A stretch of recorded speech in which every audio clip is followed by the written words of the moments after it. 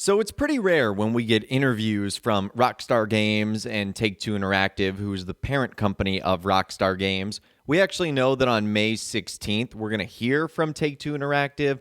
They have an earnings call where we could potentially get some Rockstar Games news and info. There's nothing guaranteed, that's for sure. But Rockstar have proven in the past that usually right before or on the day of these executive meetings, they usually like to drop some information that can bolster the stock price of Take-Two Interactive or can give them something exciting to talk about. So long story short, everyone's got their eyes and ears peeled on this date, because we could be hearing something about Grand Theft Auto 6. Well, there was a podcast that I stumbled upon. It's called the Excelsior Podcast by Jordan Wasserberger. Their description is sit down, strap in, and snack away as we talk about your favorite shows, movies, video games, your favorite everything really.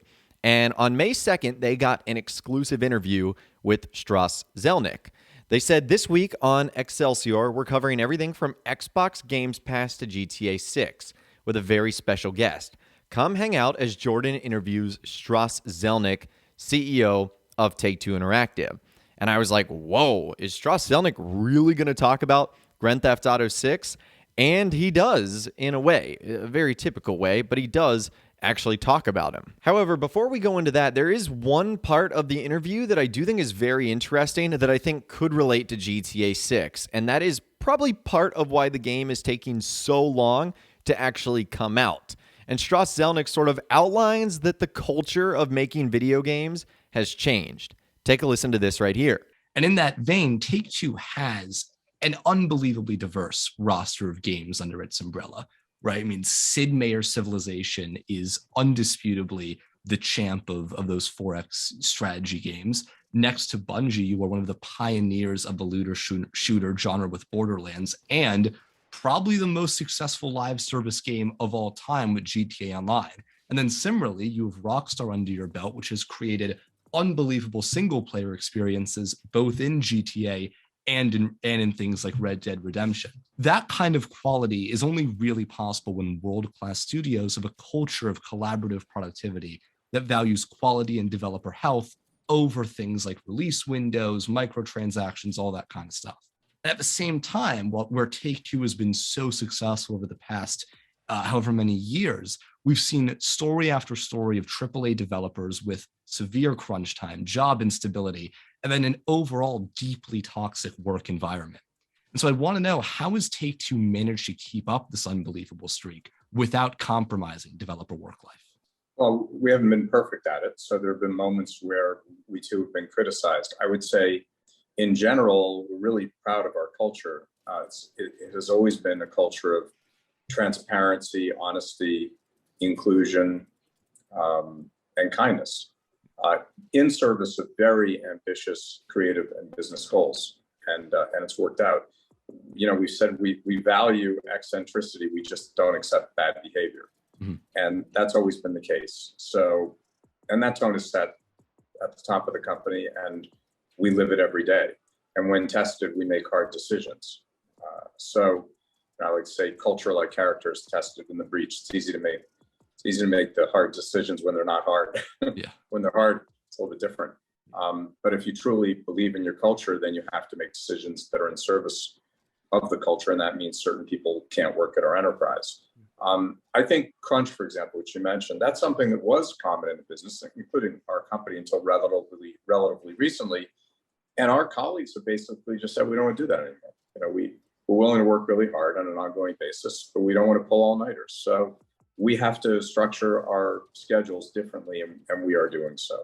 So as you heard from Strauss Zelnick there, the culture of making video games is not the same anymore. You can't just pull all-nighters. You can't, tell your employees you got to work until your fingers hurt or bleeding, and, you got to make it perfect in this short amount of time. I would say more than ever, employees have so much power. And so they're not working on the weekend. They're not working overnight.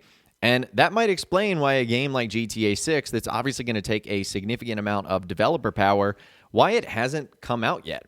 Because maybe they aren't able to work as long and as hard in order to create this project. Now, I'm sure there's a ton of other reasons as well, but that definitely could be one big one right there that employees, developers, artists, animators, recording studio techs, they just simply aren't working as hard. And when I say not working as hard, they're not like working overnight and on the weekend and doing crazy hours where they're just exhausted. It's just not the nature of the business anymore. Now, at the very end of the interview, we got to give credit to our man Jordan here, because I thought he was going to let Strauss Zelnick slip out the door without even mentioning Grand Theft Auto 6. But he directly does, and he asked Strauss Zelnick, and this is what he has to say. I know you have a hard cutoff at 5, so I'm just going to ask one last question. As a longtime fan of the series, avid gamer in general, I feel obligated to ask this. Is there anything you can tell us about GTA 6? Sure. I mean, Rockstar said that there's another iteration of the series coming, so stay tuned. So in typical Strauss Zelnick fashion, he didn't really reveal anything other than, yep, Rockstar said another one's coming, and you're going to have to wait to hear more from them, which is really unfortunate, but is also to be expected. He usually does not reveal information like this. So hopefully that's not the same answer that we end up getting at the Take-Two Interactive earnings call on May 16th. Hopefully we get a little bit more of that, but I'm really not too sure what we're going to get. Because if Rockstar does announce something beforehand, then I think he's free to talk about it. He definitely knows more than he's letting on, but I don't think he's in a position to obviously discuss it. But I thought that was definitely interesting. And if you are interested in the entire podcast, which it is really cool to hear him speak and talk about sort of the behind-the-scenes stuff at Take-Two Interactive and Rockstar, I'll leave a link to that in the description, and you can definitely check it out for yourself. Now, moving on, since we're talking about sort of the business of Take-Two Interactive and Rockstar, there was this interesting discussion that was going on the GTA forum site, started by insider Tez Funds 2. He said when Rockstar introduced the stock market for GTA 5 back in 2013 and 2014, the market itself was actually tied to cloud service called Community Stats, which allowed pretty much everyone to influence the market as anything you do is sent towards that cloud service. However, in recent times, with GTA Online tuners or the Cayo Perico update, Rockstar ditched that service and turned it into a file stored on the game assets, where the RNG decides the values for the market. And I gotta say, it's a reasonable decision. The service itself was collecting dust and considered a waste if there's nothing to benefit from it. There's no special cutscene or something you could trigger. Anyhow, I have a feeling that service could return in GTA 6 with maybe Rockstar's sarcastic approach to blockchain technology. In GTA 5, your actions influence the market. In 6, you link your social club or Twitter account and influence the blockchain. Avon Hertz return. So I did think the stock market in GTA 5 single player was one of the most interesting things that Rockstar ended up doing. I really liked how not only could you make a ton of money from it, but that it was influenced by decisions that other players made. So like it kind of was like a real life thing that you were doing with the rest of the GTA community. And I could totally see something like that returning with GTA 6. I mean, I feel like Rockstar has so much to make fun of in terms of, let's call it the stock market. I mean, just recently, NFTs, you could make a ton of fun about that. You know, the whole cryptocurrency thing, how there's, thousands of different cryptocurrencies out there, the blockchain technology, everything like that. We already saw them make fun of Twitter and Facebook in GTA 5, and we even saw the likes of Avon Hertz, which is supposed to be like a parody of Elon Musk. We also saw them parody people like Mark Zuckerberg, who is the Facebook CEO and founder. So I think it's very clear Rockstar is definitely going to be making fun of, the blockchain sort of social economy that we see in the world right now. But it'll also be interesting to see how influenceable it will be, if that's even a word.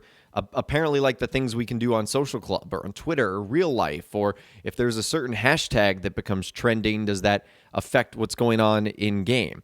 That's going to be really interesting to see, honestly, what Rockstar does and if they incorporate stuff like that. But I'd obviously love to hear from you guys in those comments down below. Let me know what you think about the information we talked about in this video today, the interview with Take-Two Interactive CEO Strauss Zelnick and what he had to say about GTA 6. And do you think Rockstar is going to implement this sort of blockchain new style of stock market in GTA 6? Again, let me know what you guys are thinking in those comments down below. I would love to hear from you guys down there. If you guys did go and enjoy this video, though, a like rating would, of course, be awesome. And be sure to subscribe to my YouTube channel if you are new. You want to stay up to date on all the latest GTA and all the Rockstar Games videos that I'll be doing here on my channel. And be sure to ring that notification bell as well. Sometimes YouTube just doesn't work, and if you ring that bell, you'll always be guaranteed to be notified when new videos arrive. But of course, guys, thank you all so much for watching. Take care, and I'll see you guys in the next video.